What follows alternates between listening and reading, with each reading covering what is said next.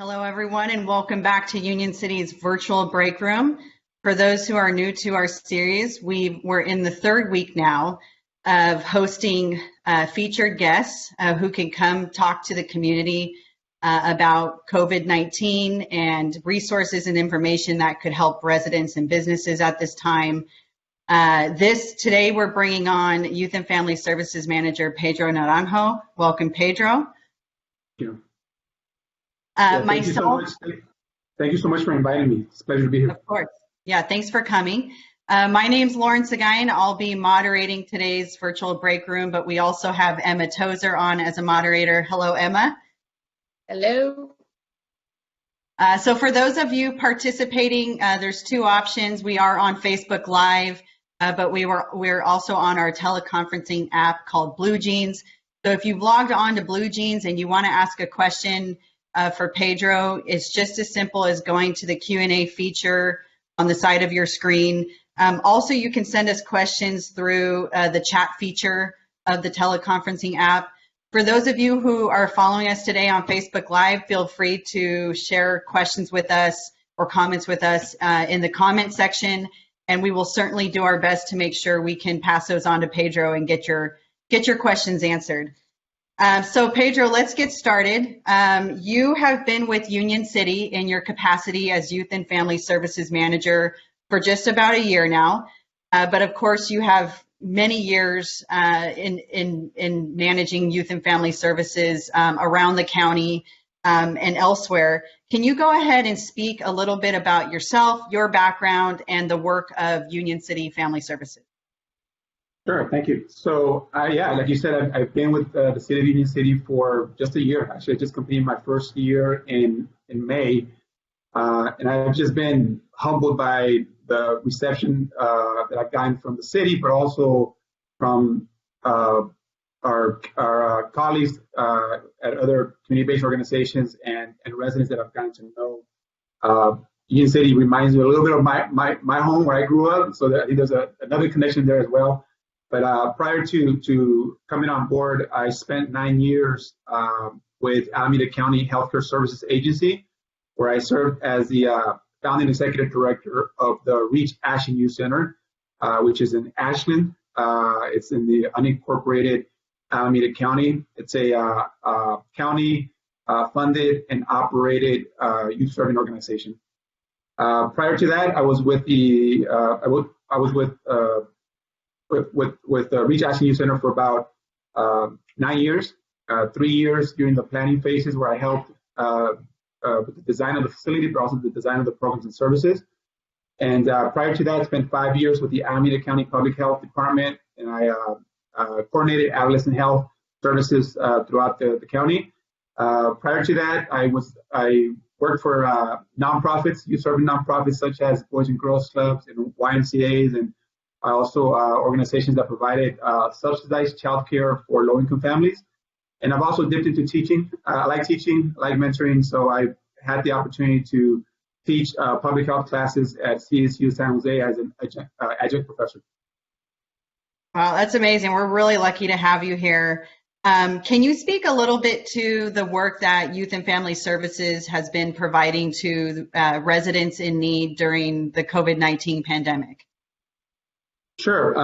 Before I do that, I actually want to just take a minute to acknowledge this month. You know, this May is Mental Health Awareness Month, which connects to a lot of the work that we do.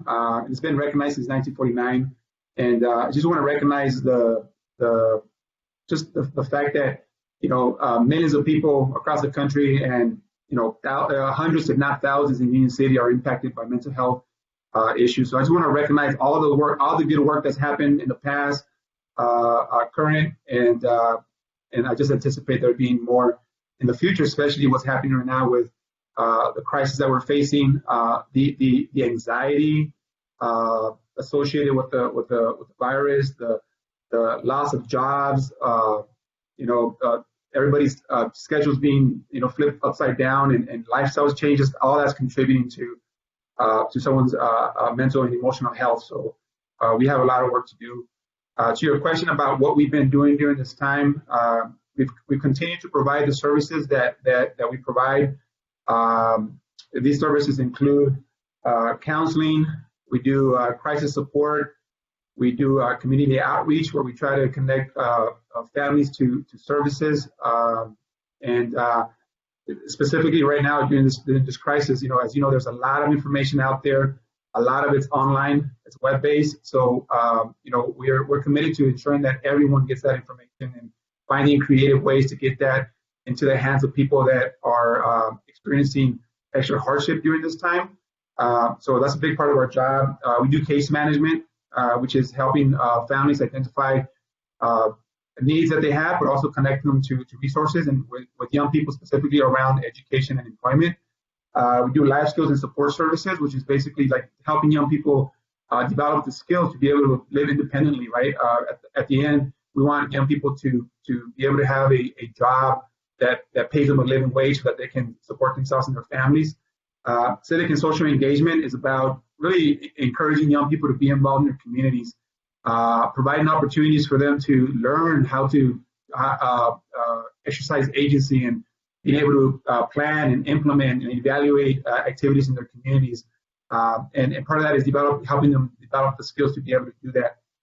We also have mentoring, and this is mentoring is we have adults who are paired with young people who are experiencing maybe just a little extra challenges in life, just to kind of support them. And the goal is to prevent them from entering the juvenile justice system and just helping them improve their well-being.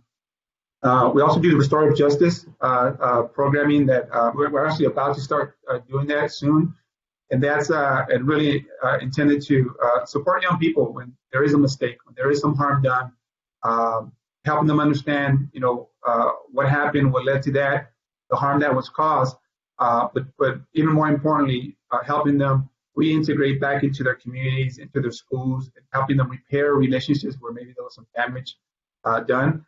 And one of the last components that we provide is a support to families and caregivers. A lot happens during adolescence, and I'll talk a little bit more about that later. But families need help, and parents especially need help during this time. So we provide services there as well. And actually, one more thing that we do is diversion, which is an alternatives to suspensions and expulsions. This is targeted at young people who may need a little bit more support with just the challenges that they're facing, some decision making. And it's intended to continue to keep our young people engaged in school, engaged in activities that keep them healthy. Great. As a follow-up to that, Pedro, how can people get in touch with your team to talk about those various services? Yeah, so speaking of the team, I just want to acknowledge the team. I mean, we have what I call a small but mighty team here with YFS. It's a small team of only 7 of us, and combination of outreach workers, case managers, counselors, myself as the administrator of the program.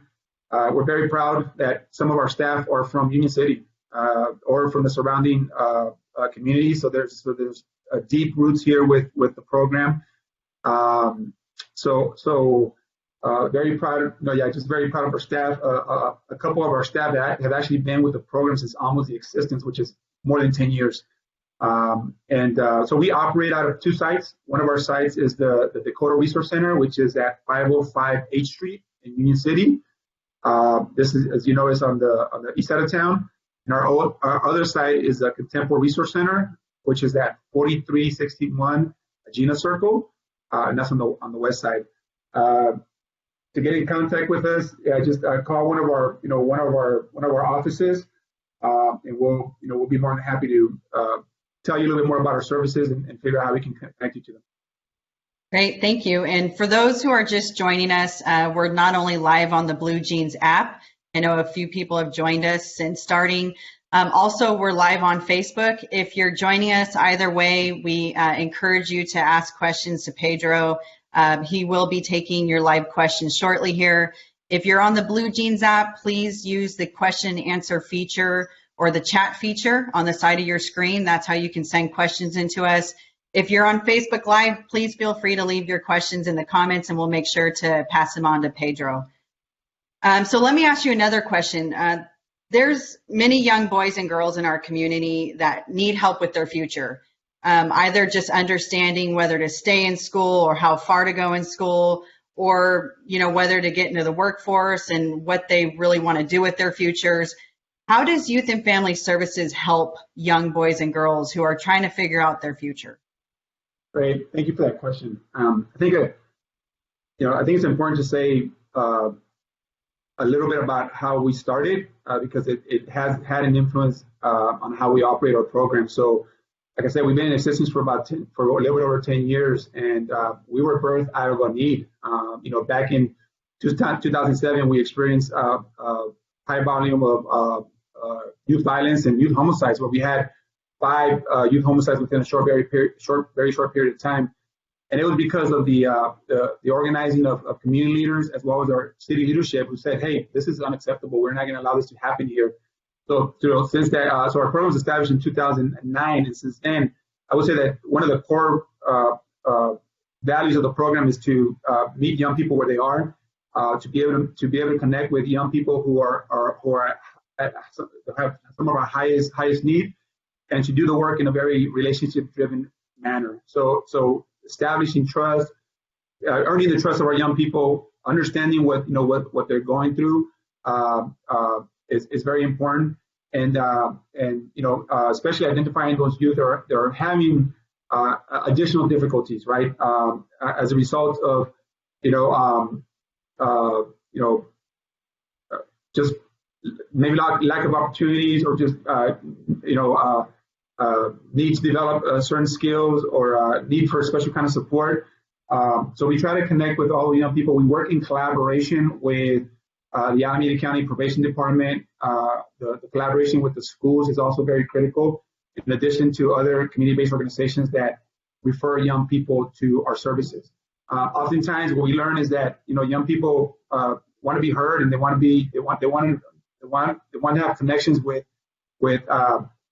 positive adult role models. They want to they have dreams, right? They have dreams and aspirations, and oftentimes they just need some support along the way. When they're struggling in school, they're struggling at home, or they're having challenges with relationships. So those are the places where we come in. Our case managers help them sort of understand what's happening, understand where they may need some support services, and then we try to connect them to those support services.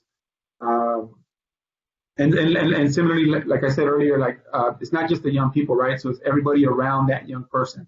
So the collaboration that we have with our partners is very important, but also the work that we do and that we want to continue to do even at a higher level with the families is also critical to the success of young people. Pedro, let's talk crisis support. We hear that terminology thrown around. What does a crisis situation look like for an individual or a family in our community? And how exactly does does Youth and Family Services help people in crisis situations? Yeah, so I'll give you 2 examples. Maybe one is pre-COVID-19, and then one maybe related to the crisis that we're facing right now. So pre-COVID-19, it's everything from when there's a tragic event in our community, right, where we've lost the life of a young person, or there's a homicide or a suicide.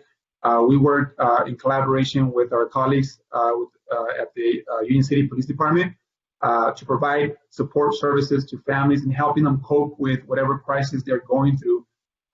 Sometimes it's relevant, it's appropriate to engage right when a crisis is happening.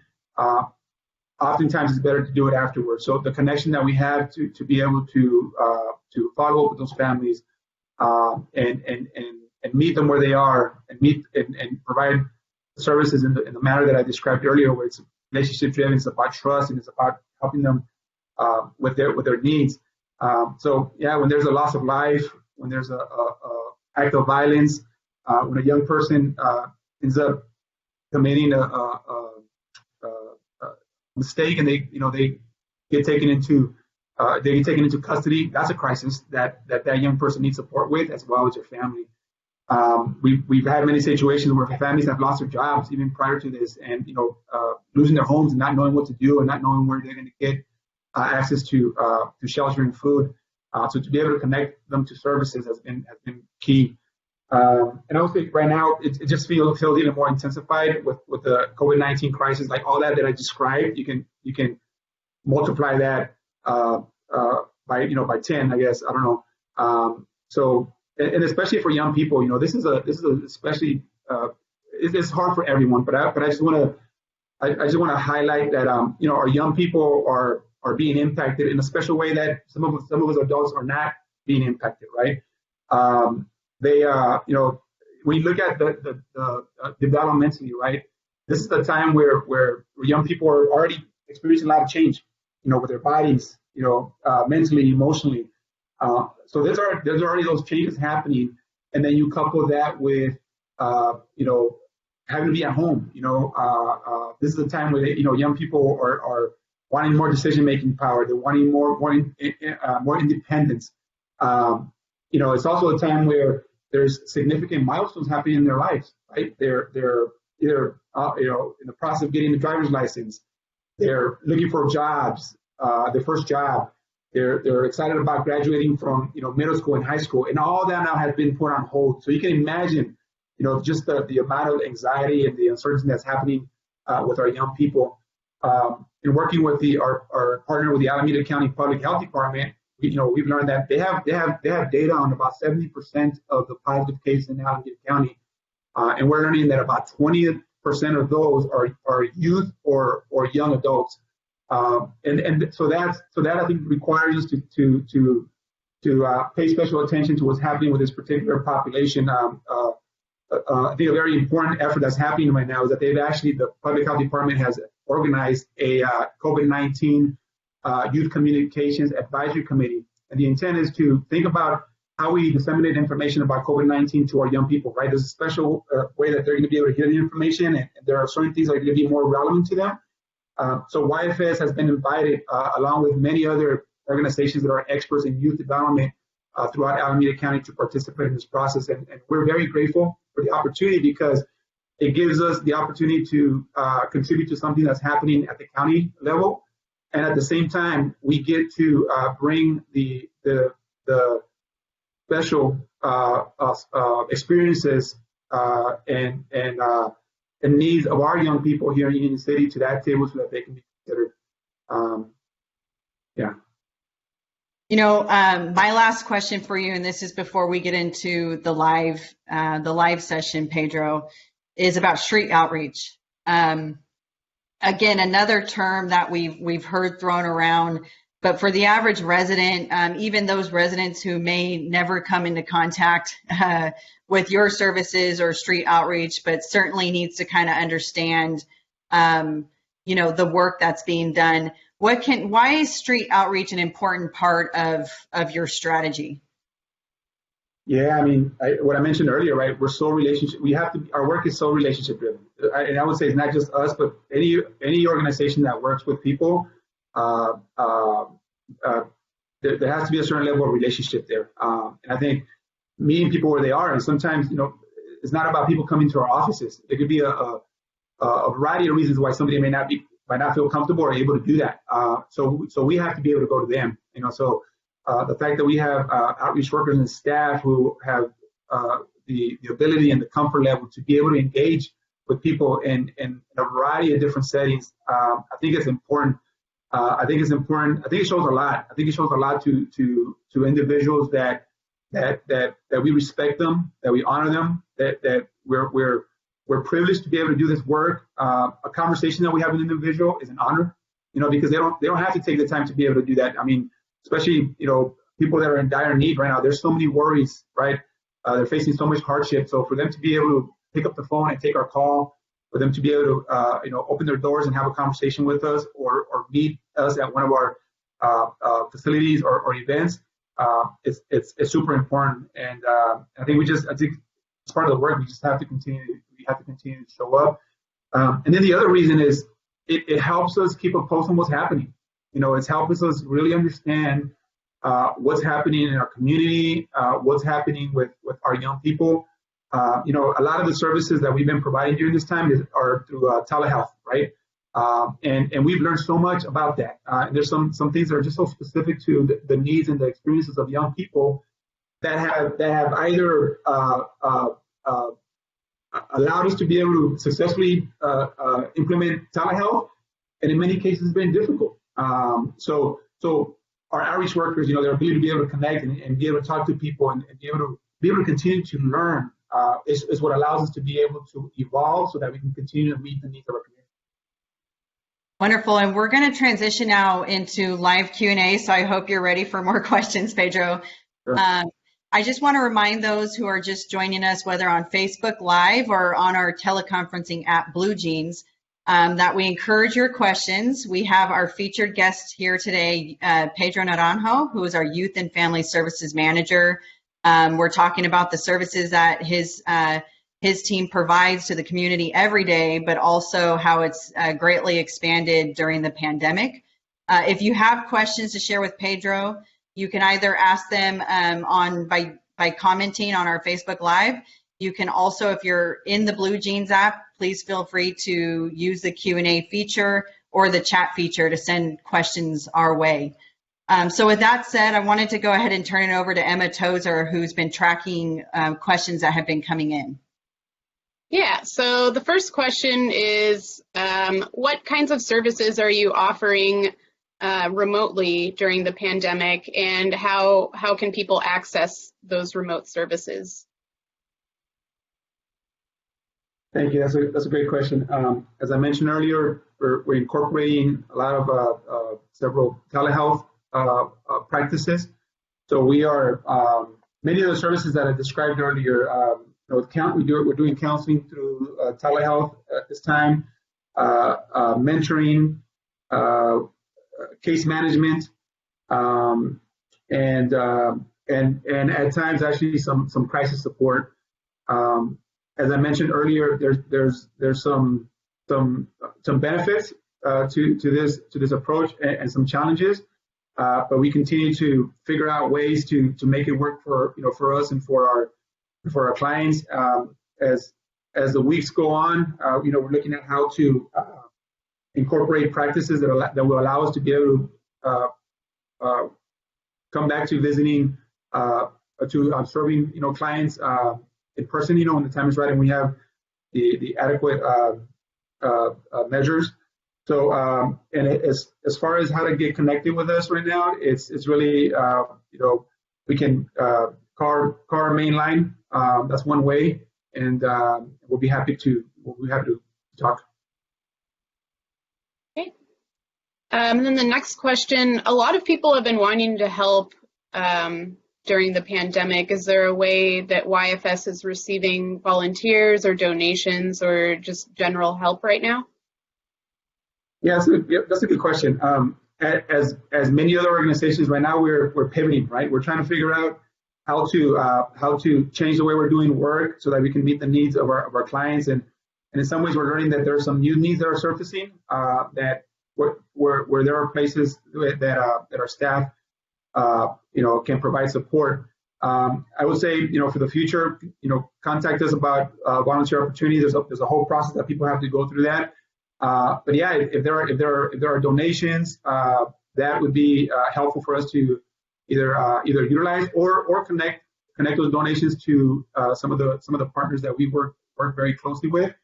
And then many organizations right now are concerned. There's a lot of uncertainty about regarding funding, right?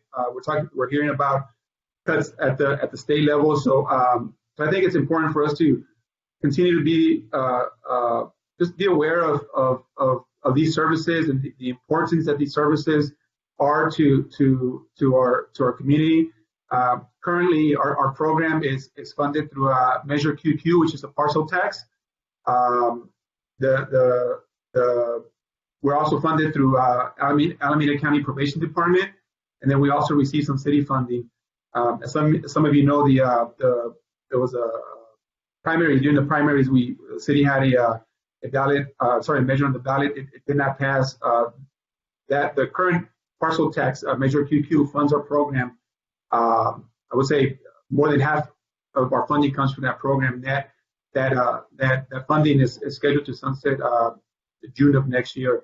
So we're looking at ways to ensure that these services, can continue. So I think for now, it's just making sure that people understand, they're aware of the needs in the community and understand how we're funding these programs, and then they can decide how they can support.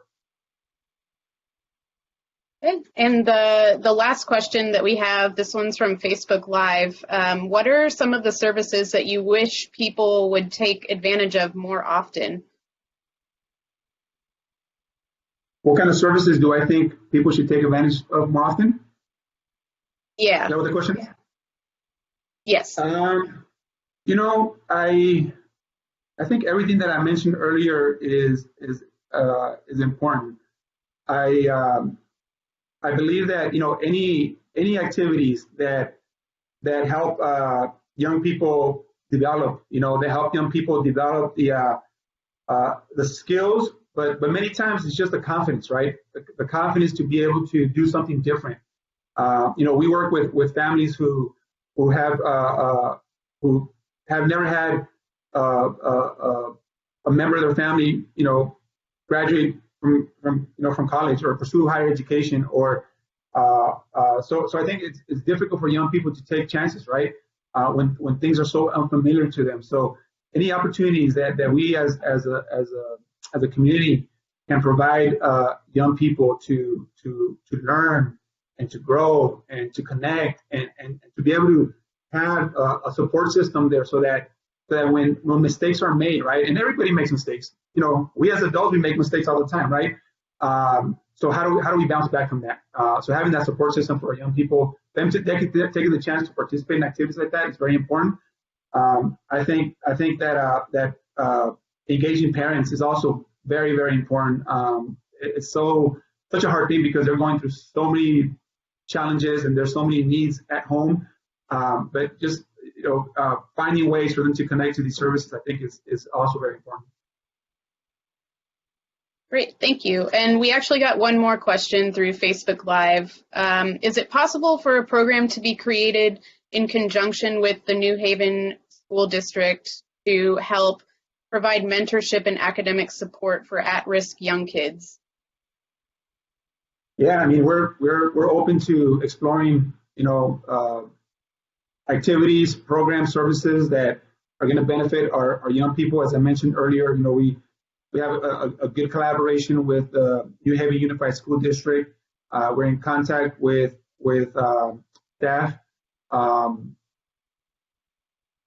Recently, that's been somewhat reduced because of everything that's happening, but I think there's definitely opportunities for us to work together. We're actually looking to schedule some time with staff from the district to strategize, during the summer for the upcoming school year, and through those meetings, identify where are the greatest needs, and what kind of resources do we have to address those needs, and do it in a way that is strategic, intentional, and that allows us to be able to complement the best of what each of us does. And that's all of the live questions that I have. Great. Thank you, Emma, and thank you, Pedro, because you have been a trooper. We've thrown a lot of questions your way, so thank you for going over everything in detail, but in relatable terms. So I think everything you've said, has been communicated well, and people who are watching know a lot more about who you are and what Youth and Family Services provides to the community. So we're really appreciative of you coming on today. Before we conclude, I wanted to give you an opportunity to leave us with anything you might have left off today, or any parting words, or any other kind of news and information that might be valuable to leave our viewers with. Yeah, I think myself and many people that are in high position and do the kind of work that we do, we're also in this sort of in this interesting place, right, where we are trying to provide the services that we've always provided. We're trying to provide services that are now surfacing as a result of the COVID-19 crisis. And at the same time, we need to look ahead. We need to think about, what what our needs are going to be 5, 10 years from now. What are the decisions that are happening right now that's going to impact us for many, many years? And I just want to say that just make a plug for the census right now. As you know, that only comes around once every 10 years. So it's important that we take the time in the middle of all this craziness to respond and to provide the information that is needed. In Union City, we're very grateful. Looking at some data here, and Union City residents, we want to thank them for their response to the census. We as a community have a current response rate of 73%. Our response rate is well above the state and county averages. The response rate countywide is about 67.5. So we're doing good, but we want to do better. So please get that information in. The response, as helps direct billions of dollars in federal funds to our local communities, our schools, our roads, and public services. So it's extremely important. Let's keep up the good work. If you haven't responded already, you can do so, and there's a few ways that you can do it. You can do it online. You can do it. I don't know if we can send the link, but we should send the link.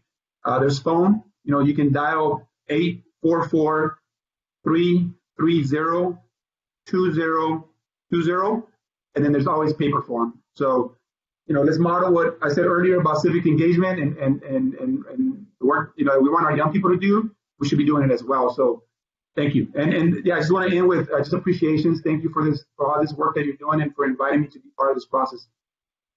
Great, thank you. And just for those watching, we do post information about the census up on our social media pages. We'll probably follow up this virtual break room with doing so, just in the true spirit of the message that you left us with. And Pedro, thank you for coming on today, and thank you to Emma for moderating our live Q&A segment of the break room series. And we'll have you back on soon enough here, I'm sure.